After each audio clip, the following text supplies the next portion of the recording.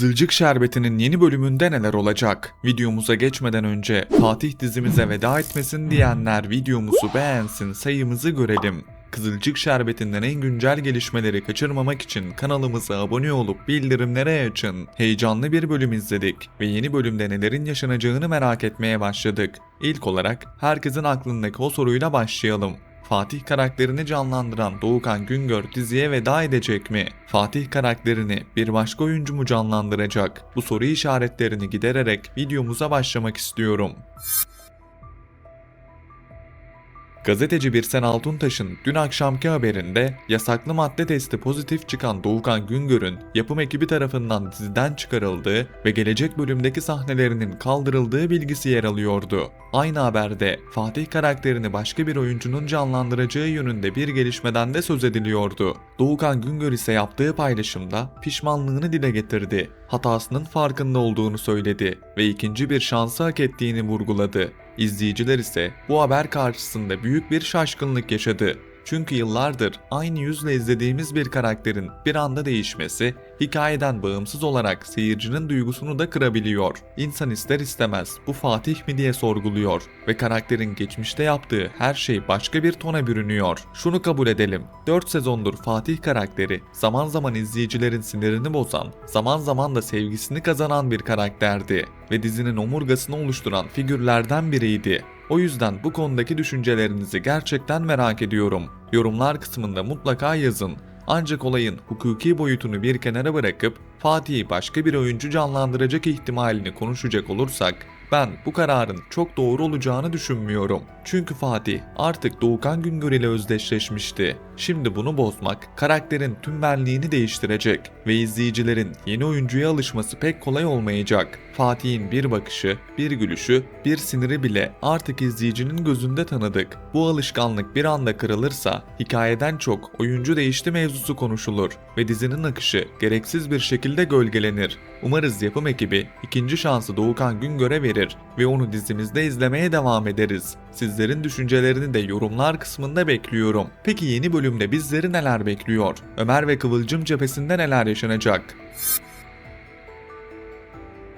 Son sahnede Kıvılcım, Ünal ailesinin yemek davetindeyken Bade'nin evi basması ve Kıvılcım'la Ömer yattı diye ortaya bir bomba atmasıyla resmen şoka uğradı. Kıvılcım bir anda başta Salkım olmak üzere Ünal ailesinin tüm fertlerine rezil oldu. O anın ağırlığı gerçekten büyük. Çünkü bir insanın özel hayatı kalabalığın ortasında, üstelik düşmanca bir şekilde ifşa ediliyor. Kıvılcım'ın yüzündeki şaşkınlık, ben bunu nasıl toparlayacağım duygusunu çok net verdi. Üstelik böyle bir ortamda bir kelime söylese, bak savunuyor, 2 kelime söylese suçluluk psikolojisi diye üzerine gidecekler. Yani Kıvılcım'ın sıkıştığı yer sadece Bade'nin baskısı değil, Ünal ailesinin yargılayan bakışları da aynı anda üstüne çöktü. Yeni bölümde Kıvılcım'ın Bade'ye ağzının payını vereceğini düşünüyorum. Kıvılcım artık susup geçecek, alttan alacak bir noktada değil. Hem kendi onuru hem de Ömer'le arasındaki bağ için kendini savunmak zorunda. Ama tam da bu noktada Bade'nin kendisini acındıracağını ve yine bir şekilde haklı çıkmaya çalışacağını düşünüyorum. Bade köşeye sıkıştığında ya mağdur rolüne bürünüyor ya da karşı tarafı daha da suçlayıp ortamı manipüle ediyor. Kıvılcım ise ne yapacağını bilemeyecek.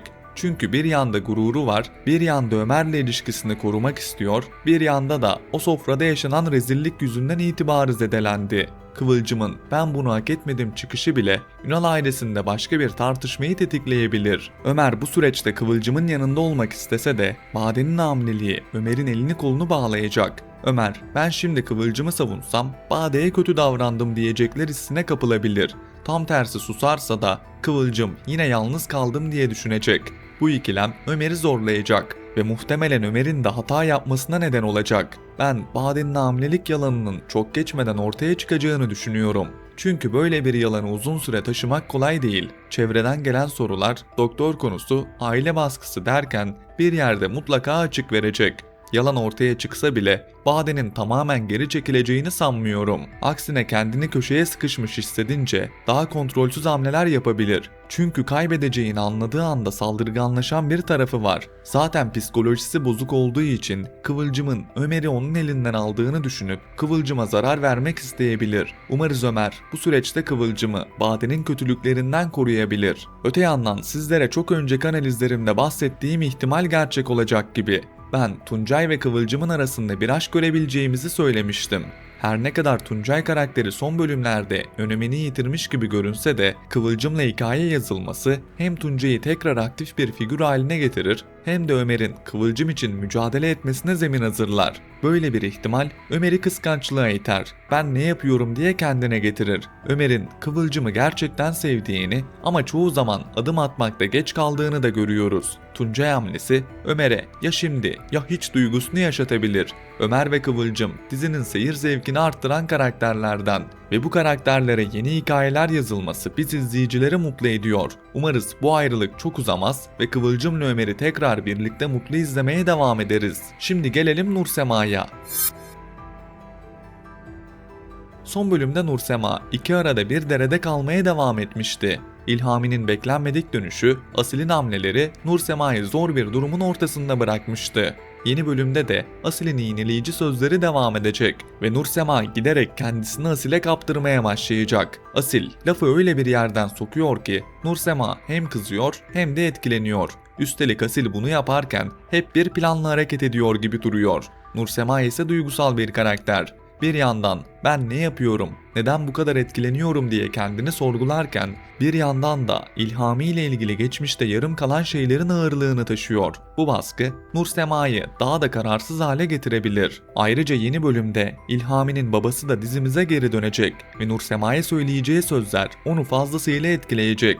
Bu dönüş Nursema'nın kararını daha da ağırlaştıracak. Nursema Asil'i mi seçmeli yoksa İlhami'yi mi? Bunun kararsızlığını yaşayacak. Bir yanda geçmişte yarı yolda bıraktığı İlhami var, diğer yanda sürekli aklını karıştıran, onu sınayan, hatta bazen küçük düşürmeye çalışan Asil var. Ancak Asil zeki bir karakter ve şu anlık planlarını ince ince işliyor. Yeni bölümde de evlilik kartını masaya atacak ve Nursema'yı daha da kendine bağlamak, aynı zamanda onu kıskandırmak isteyecek. Ben Asil'in gerçekten Nursema'ya aşık olduğunu düşünmüyorum. Asil duygudan çok hesap yaptığı izlenimini veriyor. Nursema'nın kararsızlığını da tam bu yüzden bir fırsat olarak görüyor. Asil, Ünal ailesinden bir intikam almak istiyor ve bu intikamda Nursema'yı bir piyon olarak kullanmak isteyecek. Bakalım Nursema, Asil'e kendini kaptıracak mı? Yoksa geçmişte yarı yolda bıraktığı İlhami ile aradığı aşkı bu sefer bulacak mı? İzleyip göreceğiz. Son olarak Emir ve Çimen ikilisine değinip videomuzun sonuna gelelim. Emir ve Çimen ailelerinin baskılarını ve kendilerinin üzerinde karar vermelerini umursamayıp gizlice evlenmişlerdi. Her ne kadar aileler bu ikiliye tepkili olsa da tepkileri biraz olsun azaldı gibi görünüyor. Ancak ben Salkım'ın yeni bölümde de Çimen'i yıldırma politikalarına devam edeceğini düşünüyorum. Salkım geri adım atmayı seven biri değil. Özellikle kontrolü kaybettiği yerde daha da sertleşiyor. Bu yüzden Çimen'in yeni bölümde zor anlar yaşayacağını tahmin ediyorum. Emir bu süreçte annesi ve Çimen arasında kalacak olsa da ilişkisine sahip çıkacak ve Çimen'in yanında duracak. Salkım ise artık bir yerde yaptığı planlardan vazgeçip oğlu Emir'in mutlu olmasını istemek zorunda kalabilir. Ama bu değişim bir anda olmayacak. Salkım yine sınırları zorlayacak, Çimen'i test edecek. Salkım'ın geri çekilmiş gibi yapıp sonra yeniden aynı baskıyı kurması da mümkün. Bu yüzden Çimen'in en çok sabrının sınanacağı bir dönem geliyor. Kıvılcım ise her ne kadar Çimen'e tepkili olsa da kızını Salkım'a yem etmeyecek ve daima kızının yanında yer almaya devam edecek. Yani bu cephede de rahatladık demek için erken. Yeni bölümde Çimen'in üstüne gidildikçe Kıvılcım'ın da daha sert bir tavır alacağını düşünüyorum.